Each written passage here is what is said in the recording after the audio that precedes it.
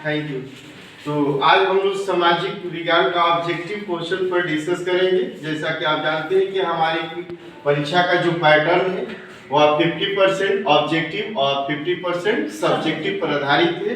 तो सब्जेक्टिव के साथ साथ हमें ऑब्जेक्टिव पर विशेष ध्यान देना है, जिसमें हमने नोट्स के माध्यम से आपको प्रोवाइड करते हैं या किए हैं। इसके पहले भी हमने 1-2 नोट्स बनाकर दिया है सामाजिक सोशल साइंस में। सोशल साइंस के अंतर्गत आपके 3 से 4 सब्जेक्ट आते हैं।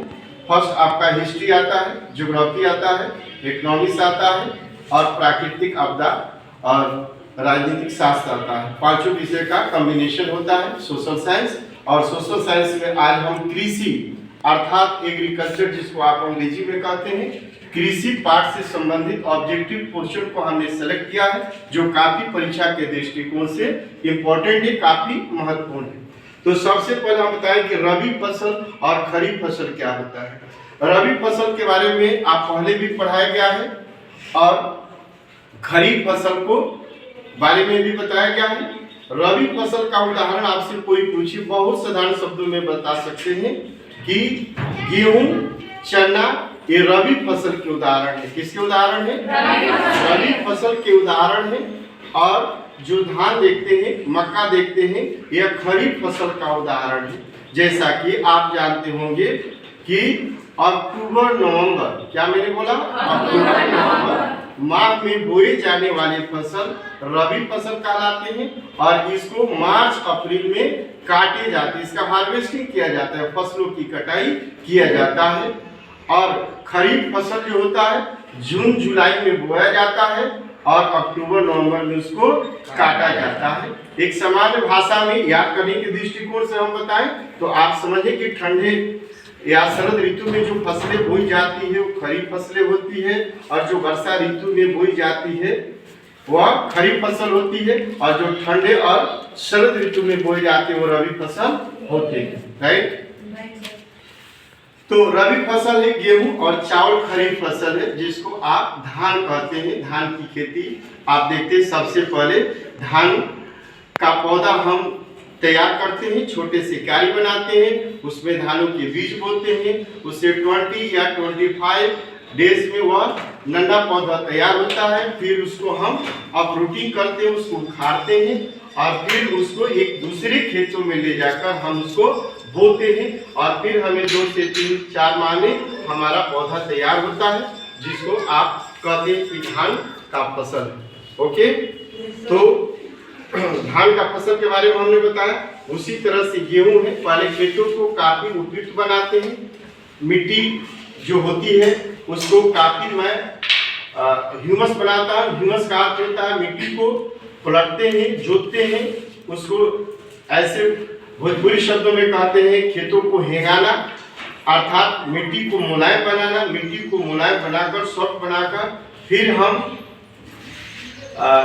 हल के माध्यम से, ट्रैक्टर के माध्यम से या परंपरागत या आधुनिक तौर तरीकों से हम गेहूं की फसलें बोते हैं।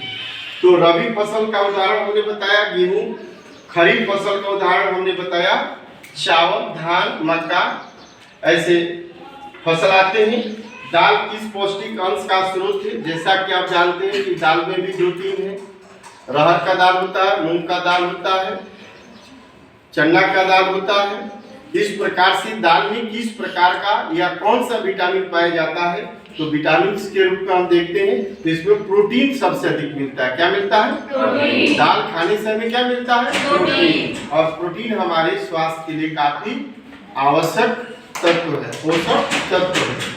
भारत का नारियल प्रदेश किसे कहा जाता है? केरल, क्योंकि केरल ऐसा राज्य है जहाँ नारियल बड़े पैमाने पर उत्पादन किया जाता है। झूम खेती भारत के किस क्षेत्र में की जाती है? पूर्वोत्तर में की जाती है। किस फसल की खेती के लिए ढालू भूमि आवश्यक है? कहवा।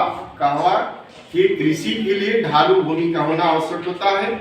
दक्षिण भारत में सर्वाधिक गन्ना उत्पादक राज्य है महाराष्ट्र। यदि हम साउथ के राज्यों की चर्चा करें भारत में तो महाराष्ट्र एक ऐसा राज्य है जहां गन्ने के उत्पादन बड़े पैमाने पर किया जाता है। सुनहरा रेशा या गोल्डन कार्ड किसको कहा जाता है? सुनहरा रेशा जूट को कहा जाता है। किसको कहा जाता है? जूट। रबर का सबसे बड़ा उत्पादक राज्य केरल है। भारत में हरित क्रांति कब आई? 1967 में, 1967 में आया। श्वेत क्रांति किससे संबंधित थी? दूध उत्पादन, दूध के पैदावार को बढ़ाना। सबसे पहले यह श्वेत क्रांति गुजरात के एक नगर में हुआ, जहां अमूल जैसे आप दूध आज मार्केट में देखते हैं। सबसे पहले अमूल फैक्ट्री दूध के उत्पादन में गुजरात में लगाई गई, जिसे श्वेत क्रांति के रूप से जाना जाता है। दूध में काफी बढ़ोतरी या दूध में वृद्धि के लिए दूध उत्पादन हमने बताया। हरित क्रांति में किस फसल का उत्पादन में वृद्धि सबसे हुई? गेहूं के फसल में। गेहूं के पैदावार में हमारे देश में 1947 के बाद जमीन था, भूमि था, लैंड था, लेकिन पैदावार नहीं होता था, क्योंकि हम एक परंपरागत तरीके से कृषि करते थे। हम आधुनिक तौर तरीके से कृषि नहीं करते थे। जब हम अपने कृषि में हरित क्रांति को लाए तो उच्च किस्म के बीज, आधुनिक संसाधन कृषि के लिए, जैसे ट्रैक्टर है, थ्रेशर है, हाइवा है, जैसे लोडिंग करने के लिए एक वस्तु को दूसरी जगह लाने के लिए, ट्रैक्टर से खेतों को जुताई करने के लिए, थ्रेशरिंग के माध्यम से गेहूं के डंठल को उसको भूसा बनाने के लिए, और कंबाइन जैसे बड़े बड़े आधुनिक संसाधनों का प्रयोग कर हम बड़े पैमाने पर, बड़े भूखंड पर आज कृषि की कटाई, जैसे गेहूं की कटाई होती है, धान की कटाई होती है, उसी में उसका थ्रेशरिंग होता है। तो हम कंबाइन जैसे आधुनिक संसाधनों का इस्तेमाल करके आज कृषि में काफी वृद्धि लाए हैं। इतना ही नहीं, कृषि की विकास के लिए, कृषि की पैदावार को बढ़ाने के लिए हमने बड़े पैमाने पर रासायनिक खादों का भी इस्तेमाल किया है। पहले हम सिर्फ जैविक खाद का प्रयोग करते थे, पशुओं के गोबर से कंपोस्ट बनाकर खेतों में इस्तेमाल करते थे, लेकिन पशुओं की संख्या घटने लगी और बड़े पैमाने पर जैविक खाद तैयार नहीं हो पा रहा है। आज हम अपने पैदावारों को बढ़ोतरी के लिए, वृद्धि के लिए, बड़े पैमाने पर फसलों को उगाने के लिए हम रासायनिक खादों में डाई, यूरिया, जिंक, पोटास, सल्फेट जैसे रासायनिक खादों का इस्तेमाल करके, प्रयोग करके आज हम अपने फसलों में काफी ग्रोथ लाए हैं, काफी वृद्धि लाए हैं। इसके बाद जायद फसल का अर्थ होता है कि वैसे फसलें जो पानी फल के रूप में, जैसे आप ककड़ी खाते हैं, खीरा खाते हैं, तरबूज खाते हैं, जैसे आप इन चीजों को खाते हैं, इन तरबूज, खीरा, ककड़ी जैसे फसलों को हम जायद फसल कहते हैं। क्या कहते हैं? जायद फसल कहते हैं। रेशम कीट किस पौधे पर पाला जाता है? शहतूत होता है। मुंबई हाई क्यों प्रसिद्ध है? खनिज तेल के लिए प्रसिद्ध है। कौन सा? मुंबई हाई।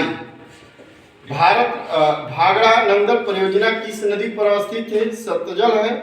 आपको हम बहुउद्देशीय नदी घाटी परियोजना के बारे में भी चर्चा कर चुके हैं कि बहुउद्देशीय नदी घाटी परियोजना के अंतर्गत यदि हम एक साथ बहुत ऐसी योजनाओं को लाभ लेते हैं, जैसे कि हमने चर्चा किया कि एक बहुत बड़े तालाब में पानी एकत्रित करते हैं, संचय करते हैं, तो उससे हम पानी भी संचय किए, उस पानी से सिंचाई भी कर सकते हैं, स्विमिंग पूल का भी आनंद ले सकते हैं, पानी का भी इकट्ठा कर सकते हैं, साथ साथ बड़े पैमाने पर पानी को इकट्ठा करके बिजली भी उससे उत्पादन किया जाता है, सिंचाई के लिए भी उपयुक्त होता है। तो इस तरह से बहुउद्देशीय नदी घाटी परियोजनाओं के बारे में हम पहले भी क्लास में आपसे चर्चा कर चुके हैं कि ऐसी योजनाएं जिसके एक साथ साथ हम बहुत सी योजनाओं का लाभ लेते हैं। उसके बाद एशिया का सबसे बड़ा विद्युत गृह है तारापुर। दक्षिण भारत की सबसे बड़ी नदी घाटी परियोजना है सारवती है। भारत का प्रथम तेल शोधक कारखाना डिगबोई है। नौगांव तेल शोधक क्षेत्र किस राज्य में? गुजरात का ये क्षेत्र है। इन्हीं शब्दों के साथ हम आपको बहुत बहुत धन्यवाद देते हैं।